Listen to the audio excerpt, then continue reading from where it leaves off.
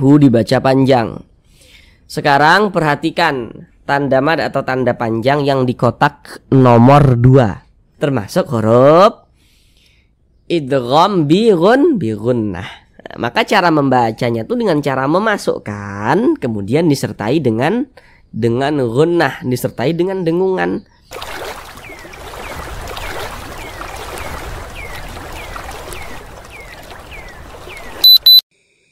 Assalamualaikum warahmatullahi wabarakatuh. Apakah Bapak dan Ibu, saudara semuanya, masih terbata-bata, belum lancar di dalam membaca Al-Quran, kemudian juga belum memahami ilmu tajwid? Mari belajar mengaji Al-Quran bersama kami. Akan kami jelaskan tajwidnya dengan pelan-pelan. Semoga dengan penjelasan tajwidnya yang kami sampaikan dengan pelan-pelan, semoga dapat memudahkan Bapak dan Ibu saudara semuanya dalam belajar ilmu tajwid, sehingga semoga langsung dapat bisa memahami ilmu tajwid Al-Qur'annya dengan mudah.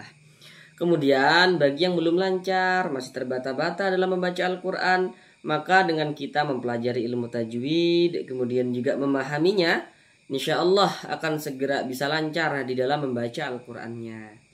Namun sebelum itu kami doakan terlebih dahulu semoga Bapak dan Ibu saudara semuanya senantiasa dalam keadaan sehat, dipermudah segala urusannya, dikabulkan segala hajat-hajatnya, dan semoga senantiasa dilancarkan rezekinya oleh Allah Subhanahu wa Ta'ala, diberikan rezeki yang berlimpah ruah, barokah, hingga bisa pergi umroh dan haji ke Mekah. Amin amin ya rabbal alamin. Baiklah, langsung kita mulai belajar mengaji Al-Qur'annya. Kita kali ini akan belajar mengaji Al-Qur'an dengan penjelasan tajwidnya yang pelan-pelan, masih melanjutkan kembali pada surah Al-Baqarah ayat 247. Karena pada surah Al-Baqarah ayat 247 ini kita bagi menjadi beberapa bagian supaya durasi videonya tidak terlalu lama. Karena di sini kami berusaha menjelaskannya itu dengan detail, dengan pelan-pelan. Jadi supaya memudahkan Bapak dan Ibu saudara semuanya dalam memahami ilmu tajwid. Kemudian semoga juga langsung dapat bisa praktek dengan sendirinya ketika membaca Al-Quran di surah apapun dan di ayat manapun. Sekarang ini kita masuk pada bagian yang terakhir daripada surah Al-Baqarah ayat 247 ini. Pada bagian yang terakhir ini kita akan belajar dari sini. Dari sini sampai sini. Sekarang akan kami bacakan terlebih dahulu dengan pelan-pelan. A'udzu billahi minasy syaithanir rajim.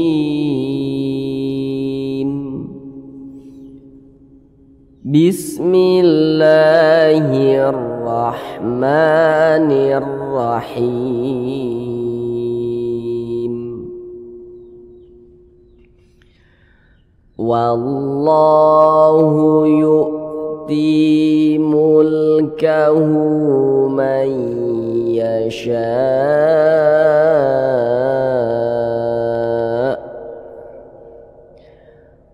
wallahu wasi'un alim.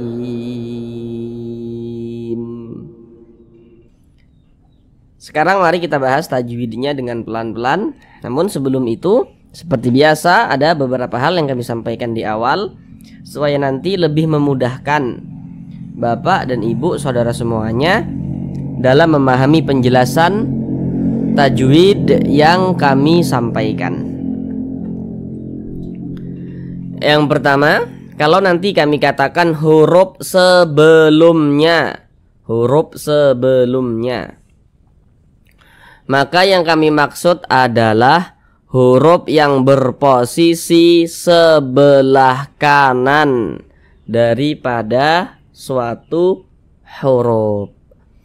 Kemudian kalau nanti kami katakan huruf setelahnya, maka yang kami maksud adalah huruf yang berposisi sebelah kiri daripada suatu huruf.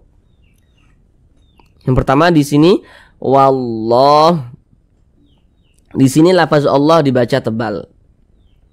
Jadi ketika kita membaca Al-Quran, apabila berjumpa dengan lafaz Allah, maka kita perhatikan huruf sebelumnya yang memiliki tanda baca. Tadi kami sudah katakan kalau kami mengatakan huruf sebelumnya berarti yang berposisi sebelah kanan. Nah, di awal tadi sudah kami jelaskan. Ini lafaz Allah. Mana huruf sebelumnya yang memiliki tanda baca? Nah, kita cari sebelah kanan yang memiliki tanda baca mana? Nah, mana dia? Berarti huruf waw ini. Nah, jadi ini lafaz Allah, kita perhatikan huruf sebelumnya. Ingat, yang menjadi titik perhatian kita, titik fokus kita bukan hurufnya, tapi tanda bacanya, harokatnya. Untuk menentukan lafaz Allah ini dibaca tebal atau dibaca tipis, seperti itu. Jadi kalau ada lafaz Allah, sebelumnya ada tanda baca fathah nih. Baris satu ke atas ini tanda baca fathah namanya, atau harokat fathah. Ada lafaz Allah, sebelumnya ada tanda baca fathah atau harokat fathah, maka lafaz Allahnya ini dibaca tebal.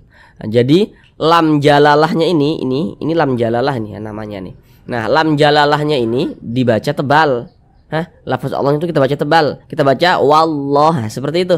Jangan dibaca wallah, jangan, tapi ditebalkan. Wallah, seperti itu. Wallah. Yang dapat menebalkan lafaz Allah itu ada dua bentuk tanda baca, ada dua bentuk harokat yang dapat menebalkan lafaz Allah. Yang pertama yang dapat menebalkan lafaz Allah, tanda baca fathah ini, baris satu ke atas ini tanda baca fathah. Yang kedua yang dapat menebalkan lafaz Allah adalah tanda baca dhammah. Tanda baca dhammah itu bentuknya tuh seperti ini. Ini tanda baca dhammah nih, atau harokat dhammah. Jadi kalau kita membaca Al-Quran berjumpa dengan lafaz Allah, ya kita perhatikan huruf sebelumnya yang memiliki tanda baca. Tanda bacanya tuh kita perhatikan. Kalau ada lafaz Allah sebelumnya ada tanda baca fathah, atau misalnya ada lafaz Allah sebelumnya ada tanda baca dhammah, maka lafaz Allahnya itu dibaca tebal, dibaca tabkhim. Wallah, ditebalkan seperti itu. Kemudian di sini ada huruf alif lam. Ini huruf alif, ini huruf lam. Setelahnya di sini masih huruf lam lagi nih. Nah, ini huruf lam lagi nih. Atau berarti ini alif lam setelahnya huruf lam nih. Atau alif lam yang berjumpa dengan huruf lam. Setiap kita membaca Al-Quran nih berjumpa dengan huruf alif lam. Kita perhatikan setelah huruf lamnya itu huruf apa. Di sini huruf alif, huruf lam. Nah, setelah huruf lam yang ini di sini masih huruf lam lagi nih. Nah, huruf lam yang ini, huruf lam yang ada tanda bacanya nih kita perhatikan. Nah, kita lihat di samping. Huruf lam termasuk salah satu huruf syamsiah, maka ini alif lam berjumpa dengan huruf lam. Karena huruf lam ini huruf syamsiah, maka ini hukumnya adalah alif lam syamsiah. Maka cara membaca huruf lam yang ini nih, ini dibaca idgham. Jadi di sini kan huruf lamnya di sini tidak ada tanda bacanya, yang ini tidak ada tanda bacanya. Cara membacanya itu langsung masuk ke huruf yang setelahnya ini. Nah, langsung melebur ke sini dia. Jadi dari wa langsung masuk ke huruf lam yang ada tanda bacanya ini. Nah, makanya alif lam syamsiah itu biasa disebut juga dengan idgham syamsiah. Jadi kalau nanti ada yang mengatakan ini alif lam syamsiah, ini idgham syamsiah, itu maksudnya itu sama saja itu. Nah, atau kalau masih bingung nih gitu ya, kita lihat aja di sini nih ya. Kalau huruf lamnya itu dia tidak ada tanda bacanya, itu lam syamsiah tuh. Ini huruf lam nih nggak ada tanda bacanya kan, maka ini berarti alif lam syamsiah. Huruf lamnya nggak ada tanda bacanya, seperti itu. Wallah. Kemudian lafaz Allah ini dibaca panjang.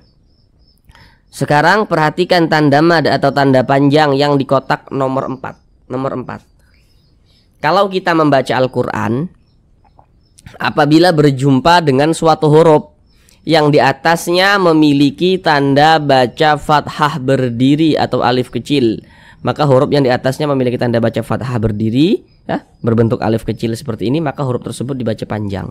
Ini huruf lam, ini huruf lam. Di atasnya nih ada tanda baca fathah berdiri. Tanda baca fathah itu kan bentuknya mereng seperti ini nih, mereng seperti ini nih, seperti ini, mereng seperti ini. Tapi kalau tanda baca fathah itu bentuknya berdiri seperti ini, berbentuk alif kecil seperti ini menandakan, ini mengisyaratkan setiap huruf yang di atasnya memiliki tanda seperti ini, ya, tanda fathah berdiri berbentuk alif kecil seperti ini, maka huruf yang memiliki tanda seperti ini dibaca panjang. Nah, ini namanya mad tabi'i, panjangnya 2 harokat. 2 harokat itu kira-kira sepanjang 2 ketukan. 1, 2. Wallahu yu'ti. Ketukan itu hanya sarana untuk mempermudah kita dalam belajar. Ketukannya pun tergantung tempo bacaan kita. Untuk mengenai cara menentukan panjangnya mad, cara menentukan panjangnya gunnah, silahkan saudara baca saran-saran yang kami berikan pada kolom deskripsi video. Wallahu yu'ti. Ti dibaca panjang, ti kita baca panjang. Sekarang perhatikan rumus mad tabi'i yang di kotak nomor 1. Jadi mad tabi'i itu bisa ditulis dalam bentuk fathah berdiri seperti ini, bisa juga ditulis dalam bentuk rumus 1-3 yang di samping itu. Jadi kalau kita membaca Al-Quran, rumus mad tabi'i yang di kotak nomor 1. Jadi kalau kita membaca Al-Quran berjumpa dengan huruf ya sukun, ini huruf ya. Tanda sukun itu seperti ini nih. Huruf sukun itu biasa disebut juga dengan huruf mati. Jadi nanti kalau ada yang mengatakan ini huruf sukun, ini huruf mati, itu maksudnya itu sama saja itu. Jadi kalau kita membaca Al-Quran, apabila berjumpa dengan huruf ya sukun, huruf ya tanda sukun itu seperti ini. Kita perhatikan huruf sebelumnya tuh kita perhatikan. Tapi di sini ingat, yang menjadi titik perhatian kita, titik fokus kita adalah tanda bacanya, harokatnya, bukan hurufnya. Yakni tanda bacanya, supaya kita bisa mengetahui kalau ini bacaan panjang begitu. Kalau ada huruf ya sukun, ada huruf ya, ada tanda sukun tuh seperti ini, kita lihat huruf sebelumnya. Kalau sebelumnya itu hurufnya memiliki tanda baca kasroh. Baris 1 ke bawah nih, baris 1 ke bawah nih tanda baca kasroh namanya, atau harokat kasroh. Ada huruf ya, ada tanda sukun, berarti ya sukun. Sebelumnya ada harokat kasroh. Nah, maka huruf yang memiliki harokat kasroh ini karena dia berposisi tepat sebelum huruf ya sukun, maka huruf tersebut dibaca panjang. Jadi secara singkatnya rumus mad tabi'i yang di kotak nomor 1 itu, huruf ya sukun pasangannya adalah tanda baca kasroh, sehingga menyebabkan huruf yang berposisi tepat sebelum huruf ya sukun, kalau dia memiliki tanda baca kasroh, maka huruf tersebut dibaca panjang. Jadi kita kalau membaca Al-Quran, kita lihat-lihat, ada huruf ya, ada tanda sukun nih, sebelumnya nih ada tanda baca kasroh nih, baris 1 ke bawah nih tanda baca kasroh. Nah, huruf yang memiliki tanda baca kasroh ini dibaca panjang seperti itu. Sehingganya ti kita baca panjang. Mad tabi'i panjangnya 2 harokat. Wallahu yu'ti mulkahu. Hu dibaca panjang. Hu dibaca panjang. Sekarang perhatikan tanda mad atau tanda panjang yang di kotak nomor 2. Kalau kita membaca Al-Quran berjumpa dengan suatu huruf yang di atasnya memiliki tanda baca dhammah, tapi bentuknya terbalik. Tanda baca dhammahnya itu terbalik dia bentuknya. Maka huruf yang di atasnya memiliki tanda baca dhammah terbalik, maka huruf tersebut dibaca panjang. Tanda baca dhammah atau harokat dhammah itu kan bentuknya tuh seperti ini, seperti ini, seperti ini, seperti ini, itu tanda baca dhammah. Tapi kalau dia terbalik seperti ini bentuknya, tanda baca dhammahnya itu terbalik seperti ini. Nah, maka ini menandakan huruf yang di atasnya memiliki tanda baca dhammah terbalik seperti ini, maka huruf tersebut dibaca panjang. Nah, ini namanya adalah mad silah qasirah, panjangnya juga sama, yakni 2 harokat.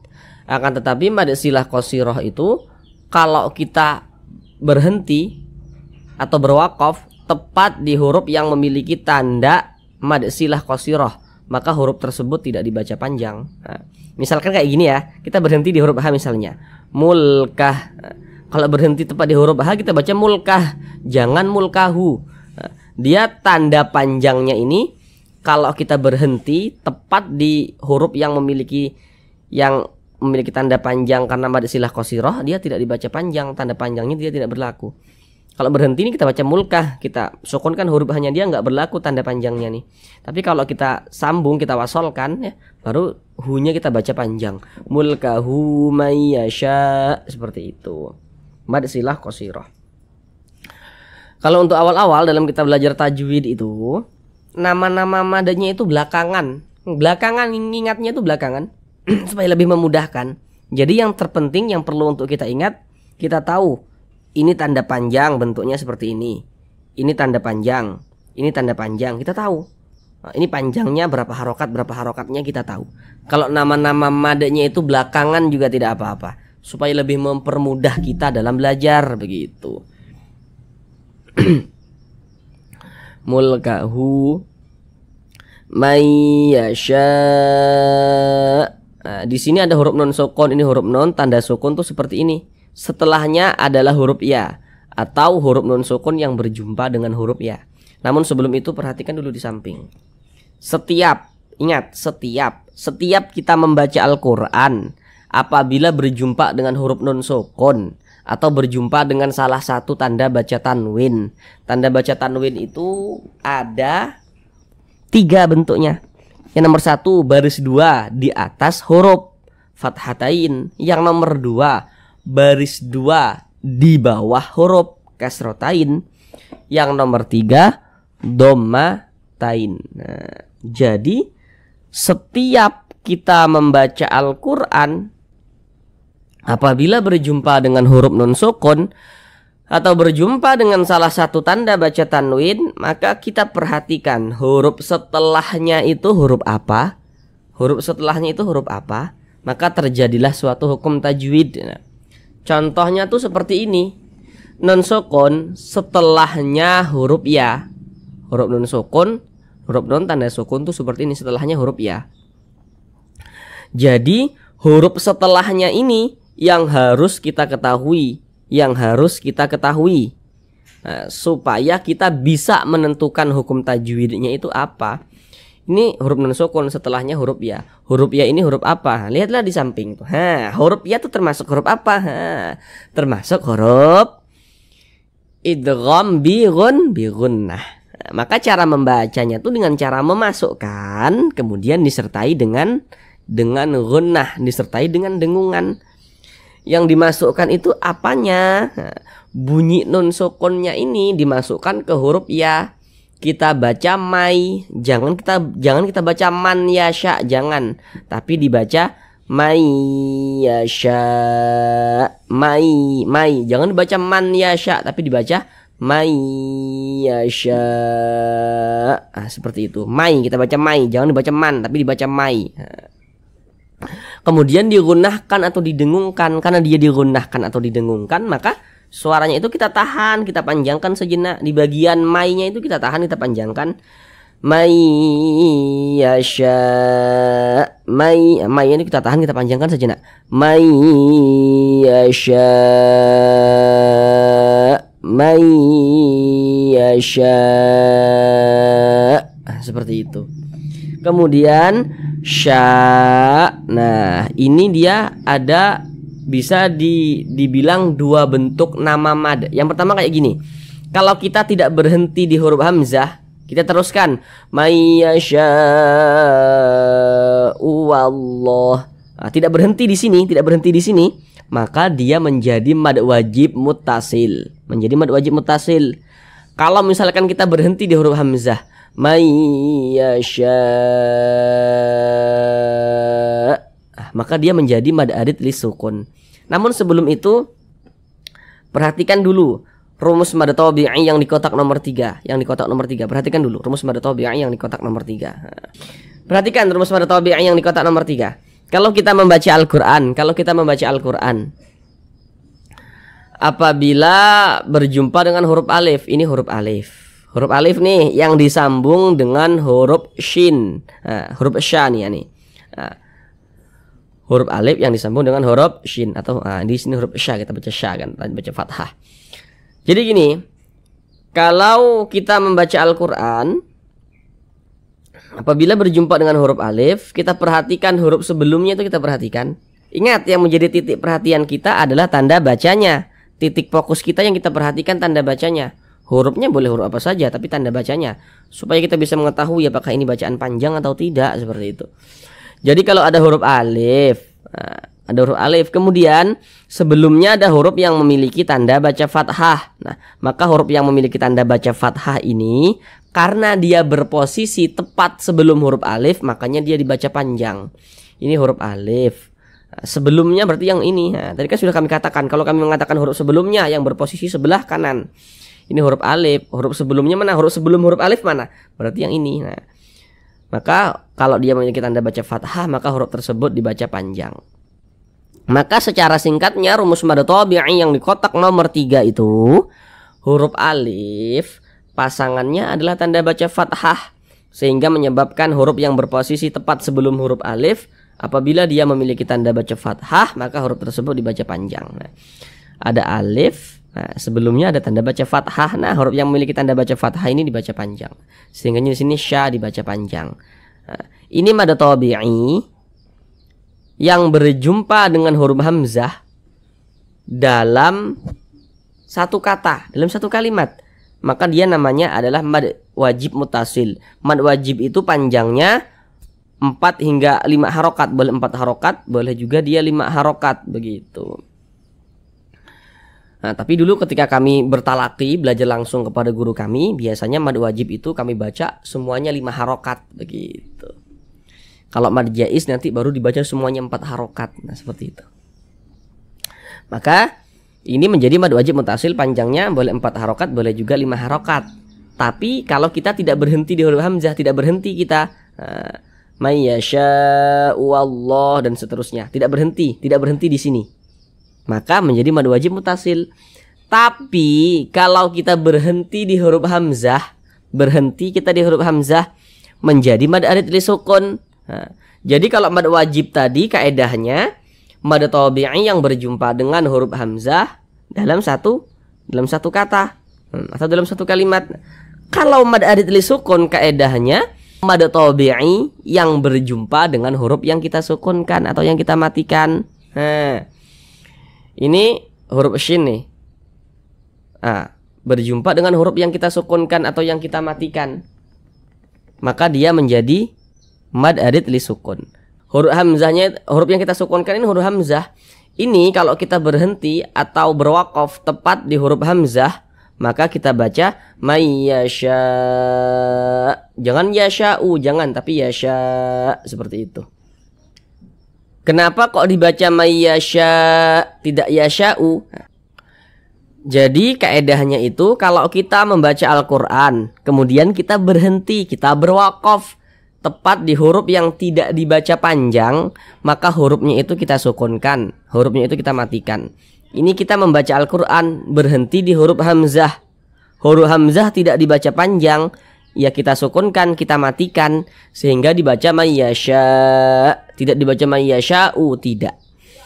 Kemudian kalau kita berwaqaf, kalau kita berhenti tepat di huruf hamzah, maka harus dinaber. Naber itu apa? Ya, ini penekanan. Naber itu penekanan pada huruf-huruf tertentu, sehingga intonasi suaranya itu dia sedikit lebih tinggi dibandingkan dengan huruf-huruf di sampingnya. Jadi kita tekan sedikit, kita naikkan suaranya tuh. May yasha. Ada gitu. Ditekan atau dikejut, yasha. Seperti itu. Kalau berwaqaf tepat di huruf hamzah. Kemudian di sini wallah, ini perhatikan nih antara atas dan bawah, sama ini, sama. Tadi ini sama nih, sudah kami jelaskan dengan detail tadi di atas nih. Wallah, Allahnya dibaca tebal, dibaca tabkhim karena dia ada tanda baca fathah, sudah kami jelaskan. Nah, kemudian di sini ada alif lam, setelahnya huruf lam, sama kan nih? Alif lam syamsiyah juga sudah detail tadi kami jelaskan di atas. Nah, kemudian lafaz Allah dibaca panjang karena di atasnya nih ada tanda baca fathah berdiri, atau alif kecil, tanda baca fathah berdiri yang berbentuk alif kecil seperti ini, maka ini menandakan lafaz Allah dibaca panjang. Nah, sudah detail kami jelaskan tadi di atas ini. Sama kan dengan yang di bawah ini, sama. Tapi di sini ada tambahan pengetahuan yang tadi lupa kami menyampaikan ketika di atas ini.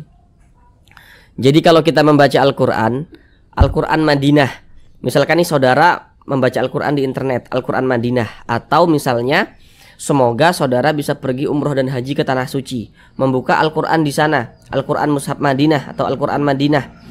Kemudian ketika membaca Al-Quran, lafaz Allah, di atas lafaz Allah itu tidak ada tanda baca fathah berdiri seperti ini, tidak ada.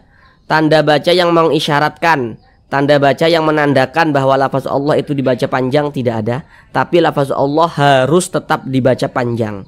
Silakan saudara cari di internet Al-Quran Madinah, kemudian saudara baca. Di atas lafaz Allahnya itu kalau Al-Quran Madinah tidak ada tanda baca fathah berdiri seperti ini, tidak ada. Tanda yang mengisyaratkan lafaz Allah dibaca panjang tidak ada. Tapi lafaz Allah harus tetap dibaca panjang. Beda kalau dengan Al-Quran Indonesia nih. Di atas lafaz Allahnya ada tanda panjang seperti ini. Nah, lebih memudahkan gitu. Semuanya mudah. Nah, tergantung kita lagi harus banyak-banyak belajar seperti itu. Wallah. Jadi karena ini tadi sudah kita jelaskan dengan detail, jadi langsung saja kita ke sini. Wa dibaca panjang. Kembali lagi ke rumus mad tabi'i yang di kotak nomor 3. Kalau kita membaca Al-Quran apabila berjumpa dengan huruf alif, ini huruf alif nih.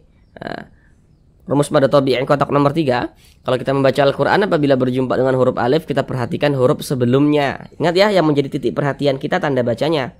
Ada huruf alif, sebelumnya ada huruf yang memiliki tanda baca fathah. Nah, maka huruf yang memiliki tanda baca fathah ini, karena dia berposisi tepat sebelum huruf alif, nah, makanya dia dibaca panjang. Sehingga wa kita baca panjang. Ada alif, sebelumnya nih ada tanda baca fathah, nah maka huruf tersebut dibaca panjang. Mad tabi'i panjangnya 2 harokat. Wasi'un alim. Alim, tanda baca tanwin setelahnya huruf ain, atau tanda baca tanwin yang berjumpa dengan huruf ain. Tadi kan di awal sudah kami ingatkan itu.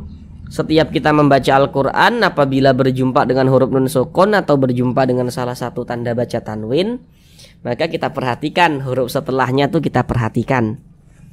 Maka terjadilah suatu hukum tajwid. Ini tanda baca tanwin setelahnya huruf ain. Huruf ain ini huruf apa? Kita perhatikan. Kita lihat di samping. Huruf ain termasuk salah satu huruf izhar halqi. Maka tanda baca tanwin berjumpa dengan huruf ain hukumnya adalah izhar halqi. Karena dia izhar maka dibaca jelas, tidak berdengung. Unnya itu kita baca jelas, wasi'un, baca jelas. Kemudian tidak didengungkan, tidak digunahkan, baca pendek saja. Wasi'un alim. Jangan dibaca si'un. Jangan dipanjangkan seperti itu, jangan. Pendek saja. Wasi'un alim, seperti itu. Lim dibaca panjang, ini namanya mad adil sukun. Namun sebelum itu perhatikan dulu rumus mad tabi'i yang di kotak nomor 1. Kalau kita membaca Al-Quran apabila berjumpa dengan huruf ya sukun, ini huruf ya, tanda sukun tuh seperti ini. Kita perhatikan huruf sebelumnya.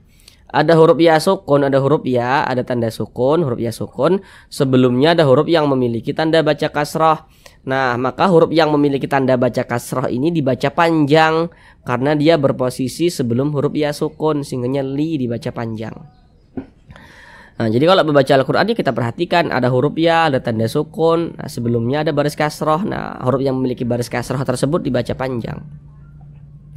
Pada awalnya nih mad tabi'i yang berjumpa dengan huruf yang kita sukunkan, maka namanya berubah menjadi mad adil sukun. Panjangnya boleh 2 harokat, boleh 4 harokat hingga 6 harokat.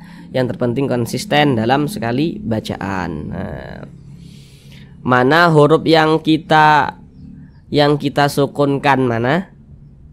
Huruf mim ini. Huruf mim ini yang kita sukunkan. Kenapa kok disukunkan? Nah, jadi kaedahnya kalau berhenti, kalau berwakaf tepat di huruf yang tidak dibaca panjang, hurufnya kita sukunkan. Ini kita berhenti tepat di huruf mim. Huruf mim tidak dibaca panjang, makanya kita sukunkan. Sehingga kita baca alim. Jangan dibaca alimun, jangan, tapi dibaca alim. Seperti itu. Sekarang coba kita ulang bersama-sama sekali lagi dari awal. Wallahu yu'ti mulkahu man yasha. Wallahu wasi'un alim. Cukup sekian pembelajaran kita pada kali ini. Supaya tidak sia-sia, tidak lupa dengan apa yang telah kita pelajari, maka senantiasa menyempatkan waktu untuk membaca Al-Quran. Kemudian kita hafal huruf-huruf yang telah sama-sama kita pelajari tadi. Semoga saudara yang belum lancar bisa segera lancar, kemudian bisa segera juga paham ilmu tajwidnya. Terima kasih. Assalamualaikum warahmatullahi wabarakatuh.